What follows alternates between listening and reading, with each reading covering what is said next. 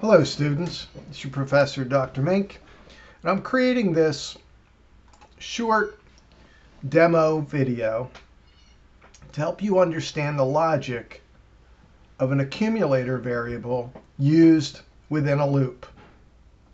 Oftentimes we're asked to enter a series of numbers and add them to a sum, i.e. an accumulator. Every time you're shopping online and you add something to a cart, the cart is initially 0. It's empty. And when you add the first item to the cart, you're adding its value to 0 and then storing that sum back in the cart.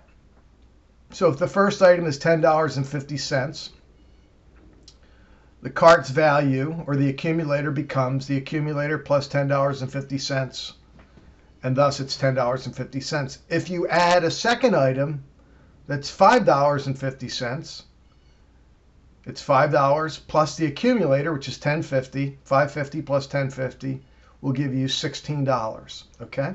So let me show you the logic behind this. I've created a very simple application here with a button and a label. And the button is going to simply prompt us for values to enter. Now we need a sentinel value that will end a loop. And in this particular case, it's going to be 0. So let me show you what I have behind the scenes. We have a decimal variable called DESCurrent right here. And we have our accumulator. Okay, and I also have count, which I'll show you how to use count later in this demo. But simply decimal accumulator, the cart, if you will, we set it to 0. That's an equals. And then I put it in a do-while loop. And the condition for ending the loop is when decimal current, it will continue to loop while decimal current is not equal to 0. So if decimal current is equal to 0, it will stop. And we simply are using an input box. Okay. Enter a number to be added to the total, 0 to end. That will yield a string. We convert that to a decimal. And we assign it to decimal current. So that's the value of the current value entered. And then here is the logic to add decimal current to the decimal accumulator and store it back into decimal accumulator. So if I continue to run this with a breakpoint on the while, I'll show you how this works. So I click on the button, enter a number to be added to the total. We'll say $10.50. Okay. Now I hit that breakpoint and we can see our variables. Decimal current is 1050 and decimal accumulator is 1050. Now I'm going to click on continue to proceed past that loop. Okay, so we'll do 525. So that'll give us 1575. Here we are at the loop. Decimal current, which is reused, right? We lost the 1050. If we didn't save it into decimal accumulator, it would be gone. So decimal current is 525, and we added that 525 to decimal accumulator. Now we got 1575. And we're going to end this by entering 0. Okay? And then when we're done, when the loop ends, we're going to take decimal accumulator to string and add it to this string.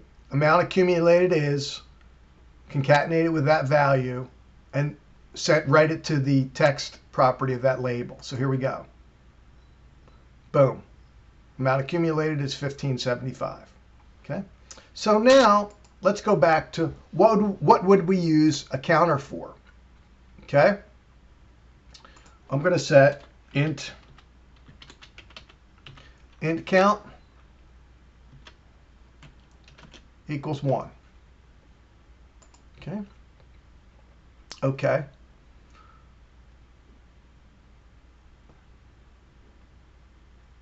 So let's change this. Enter value.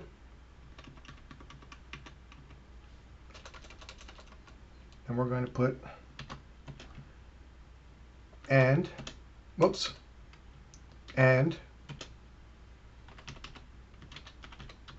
int count dot toString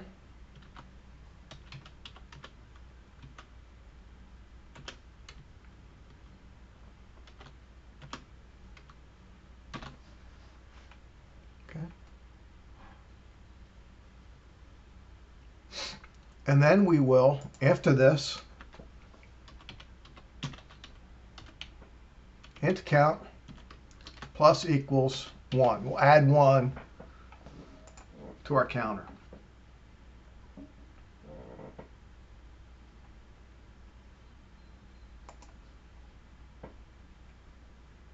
I'll run this.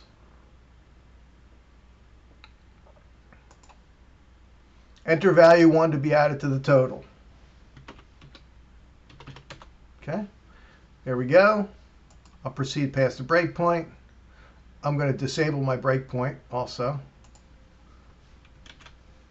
Enter value 2 to be added. So you can see where the counter, right? Enter value 3, right? Enter value 4. And then finally, there you go. I could also use the counter. Whoops, I'm sorry. I could also use the counter. I could also use the counter to calculate the average, because it will tell me, the counter will hold the number of values that were entered. So one of the things you can do is you could then calculate the average afterwards. I'd need another label, but the average would be the decimal accumulator divided by int count. So I hope that helps. That is the logic for summing an accumulated value. The loop will continue to ask for values. You add them, you solicit them into desc current, or it could be an integer if you're soliciting just integers. And then you have to take that value and immediately add it to the accumulator, because you're going to reuse that value each time. Hope this is helpful. Thanks for watching, and have a great day. Of course, you have any questions, you know how to get a hold of me. Take care.